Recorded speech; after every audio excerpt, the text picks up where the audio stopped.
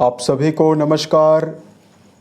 दोस्तों, कर्क राशि वाले जातकों का इस चैनल पे स्वागत है। इस वीडियो में हम आपको बताने वाले हैं कर्क राशि वाले जातकों के लिए साल 2025 में 8 से लेकर 16 अगस्त तक का समय किस प्रकार जाने वाला है।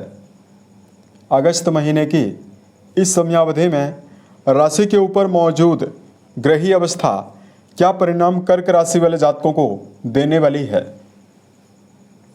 किन मामलों में कर्क राशि वाले जातकों को कम प्रयासों में बड़ी सफलता मिलेगी, वहीं किन मामलों में कर्क राशि वाले जातकों को सावधानी पूर्वक काम करने की आवश्यकता जीवन में रहने वाली है।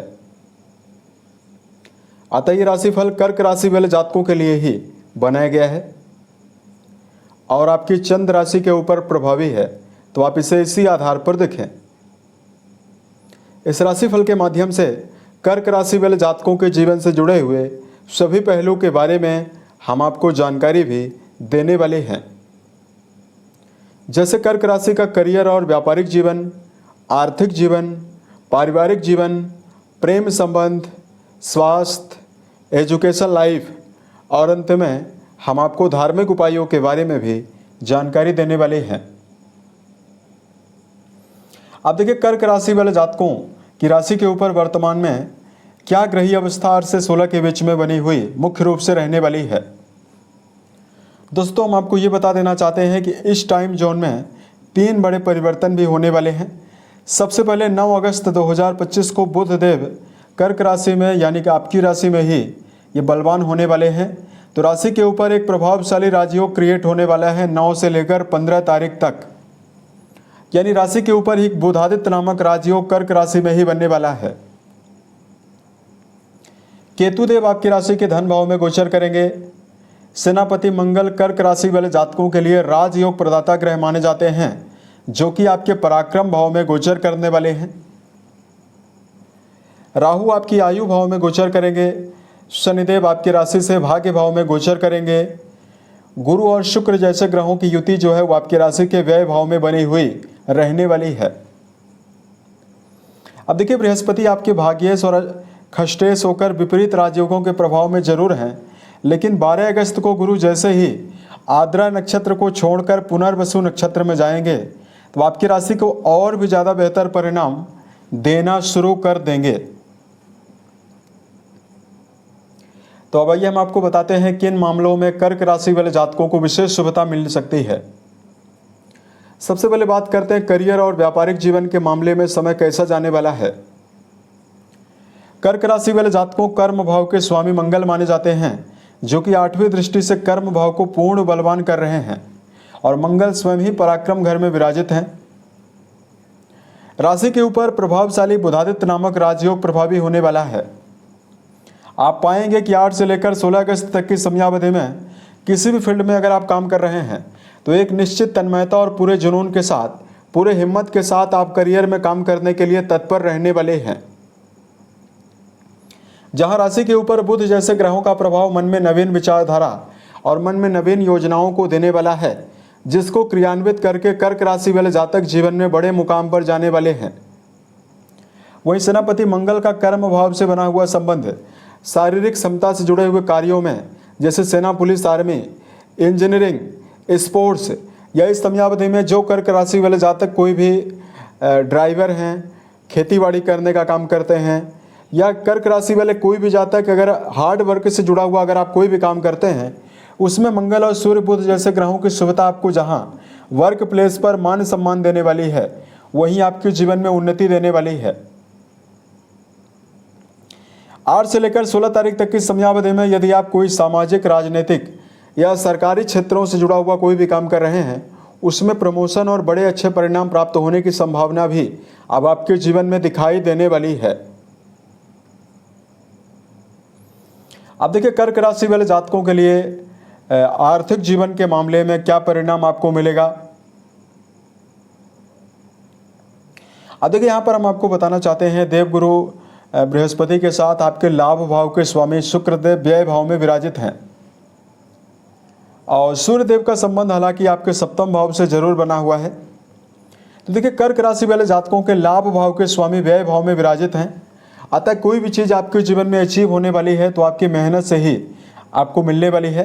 यानी धन लाभ के लिए आपको कठिन पुरुषार्थ और कठिन मेहनत करने की जरूरत इस टाइम जोन में रहने वाली है। कुंडली के अष्टम घर में मौजूद राहु देव का संबंध आपके व्यय भाव से रहने वाला है। जहां मटेरियलिस्टिक सुखों के ऊपर और ग्लैमर के ऊपर आप अपने जीवन में पर्याप्त धन का व्यय करेंगे, वहीं कर्क राशि वाले जातकों के जीवन में अनर्गल कार्यों में भी व्यय होने वाला है। अतः इस बात का जीवन में ध्यान रखकर आप जरूर चलें। यदि आपके जीवन में ऐसा काम जिसमें आपको कोई भी अनुभव नहीं है, अगर ऐसे कार्यों में जीवन में धन का निवेश करने जा रहे हैं, वहाँ पर आपको अत्यंत सावधान रहना चाहिए। यहाँ पर एक बेहतर पॉजिटिविटी ये जरूर रहने वाली है कि वर्तमान समय में सूर्यदेव 15 तारीख को आपके धन भाव के स्वामी होकर आपके धन भाव में जाएंगे, तो आपके जीवन में यहाँ पर आपके बैंक बैलेंस के लिए बहुत ही अच्छी संभावना निर्मित करने वाली है। यानी 15 और 16 तारीख का जो समय है उसमें आपके जीवन में बैंक बैलेंस में बढ़ोतरी और आर्थिक उन्नति की संभावना ज़्यादा दिखाई देने वाली है। अब देखिए यहाँ पर हम आपको बताना चाहते हैं आपके लिए पारिवारिक जीवन के मामले में क्या परिणाम आपको मिलेगा। अब देखिए कुंडली के चौथे भाव से पारिवारिक गतिविधियों के बारे में और परिवार के बारे में विचार करते हैं। इस भाव के स्वामी लगातार व्यय भाव में प्रभावी हैं। हालांकि शुक्र देव को व्यय भाव में अच्छा रिजल्ट देने के लिए जरूर जाना जाता है, फिर भी कर्क राशि वाले जातकों की राशि में वर्तमान समय में वर्तमान टाइम जोन में राहु देव का भी संबंध लगातार आपके चौथे भाव से बना हुआ है। तो ऐसे में कुछ न कुछ पारिवारिक अशांति, पारिवारिक दुविधा और पारिवारिक भागदौड़ आपके जीवन में बन सकती है। एक बेहतर पॉजिटिविटी ये जरूर रहने वाली है कि आपको छोटे भाई बहनों का सहयोग मिल सकता है, और यदि आप प्रयासरत हैं तो आपके घर के बड़े सदस्यों का सहयोग भी अब आपको मिल सकता है। उसके अलावा बात करते हैं कर्क राशि वाले जातकों के जीवन में कि आपको इस समयावधि में रिश्तों के मामले में आपको प्रेम और वैवाहिक जीवन के मामले में क्या परिणाम मिलने वाला है। शुक्र देव का द्वादश भाव में होना और पंचम भाव मंगल देव आपके पंचम भाव के स्वामी हैं, जो कि पराक्रम घर में बहुत ही अच्छी अवस्था में हैं। देखिए ऐसे में प्रेम जीवन के मामले में, यानी अगर आप किसी गहरी फ्रेंडशिप में जुड़ाव रखते हैं तो प्रेम संबंधों के मामले में आपको समर्पण और एनर्जेटिक स्वभाव आपका जरूर रहेगा। और इस समयावधि में कर्क राशि वाले जातक अपने जीवन में प्रेम संबंधों के मामले में उत्साहित रहने वाले हैं। वही वैवाहिक जीवन के मामले में अगर हम आपको जानकारी दें, देखिए वैवाहिक भाव के स्वामी शनिदेव आपके राशि के नवम घर में वक्री होकर अष्टम घर का परिणाम दे रहे हैं। अतः आपके वैवाहिक जीवन के मामले में दुविधा की स्थिति लगातार रहने वाली है। सूर्य देव का भी प्रभाव आपके सप्तम घर को प्रभावित करने वाला है। तो ऐसे में आप अपने जीवन में वैवाहिक संबंधों के मामले में आपको पुराने समय से भी आपको तालमेल बैठाने में कठिनाइयाँ हो रही है, और इस समय में भी आपको समन्वय ज़्यादा बनाकर चलना चाहिए। विचारों की एकाग्रता और रिश्तों के प्रति सम्मान की भावना यदि आप लेकर चलते हैं तो आपके वैवाहिक जीवन में आपको विशेष शुभ परिणाम मिल सकता है। बात करते हैं एजुकेशन फील्ड के मामले में क्या परिणाम आपको मिलेगा। देखिए प्रारंभिक शिक्षा के लिए तो समय बहुत ही अच्छा दिखाई दे रहा है, लेकिन जो लोग उच्च शिक्षा के मामले में जुड़ाव रखते हैं, लगातार शनिदेव का वक्री अवस्था में नवम भाव में जो गोचर हो रहा है, ये कहीं ना कहीं आपके मन में भटकाव ज़्यादा देने वाला है। और गुरु की अवस्था आपके 12वें घर में प्रभावी है, तो 12 तारीख तक आपको मिला जुला परिणाम मिलेगा।